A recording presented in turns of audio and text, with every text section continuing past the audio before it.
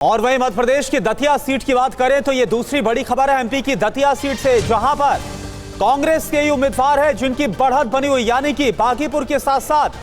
कांग्रेस के लिए जो अभी तक अच्छी खबर है वो दतिया सीट से भी आ रही है। 6 राउंड के बाद कांग्रेस के घनश्याम सिंह 1735 वोट से आगे चल रहे हैं और अब ये जो मार्जिन है वो बढ़ता हुआ ही नजर आ रहा है।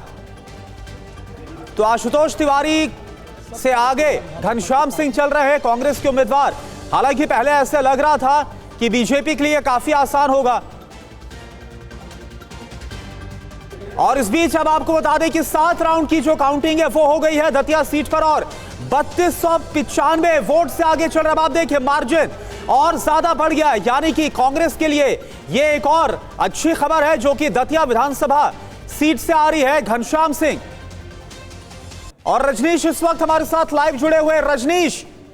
हालांकि ये लग रहा था कि जिस तरह से नरोत्तम मिश्रा की तरफ से पहले तो काफी मनमुटाव था और काफी हंगामा हुआ, लेकिन जैसा उन्होंने प्रचार किया तो इसके बाद कोई वैसा फर्क नहीं पड़ेगा और बीजेपी के लिए आसान रहेगा, लेकिन हुआ वो, यानी कि कांग्रेस अपनी सीट को रिटेन करती हुई नजर आ रही है। बिल्कुल, देखिए 7 राउंड की गिनती पूरी हो गई है और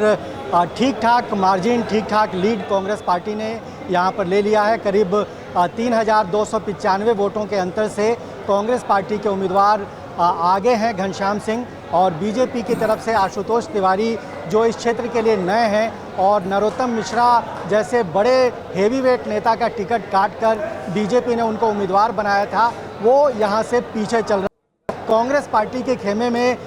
लहर दिख रही है और बहुत सारे कांग्रेस के नेता कार्यकर्ता नरोत्तम मिश्रा का धन्यवाद दे रहे हैं, उनका शुक्रिया कह रहे हैं कि नरोत्तम मिश्रा अगर इस चुनाव में होते तो स्थिति कुछ और होती, लेकिन जिस तरह से बड़े नेता का टिकट काटा गया, उनके कार्यकर्ता, उनके समर्थक नाराज हुए, सड़कों पर आए और हालांकि समझाने बुझाने पर वो मान गए, लेकिन साइलेंट वोटिंग उन्होंने की एक तरह से कांग्रेस पार्टी के समर्थन में। बीजेपी से उन्होंने बगावत की और ये कहीं ना कहीं चुनाव के नतीजों पर और रुझानों में अब देखने को मिल रहा है। 7 राउंड या 8 राउंड की गिनती, बिल्कुल रजनीश, तो 7 राउंड की जो काउंटिंग है वो हो गई है, मतगणना हो गई है, और सवाल यही कि क्या 2023 की तरह जो नतीजे हैं वो कांग्रेस के फेवर में जाएंगे जब आखिरी रिजल्ट यहां से सामने आता है, तमाम राउंड्स पूरे हो जाते हैं। अभी के लिए आपका बहुत बहुत शुक्रिया।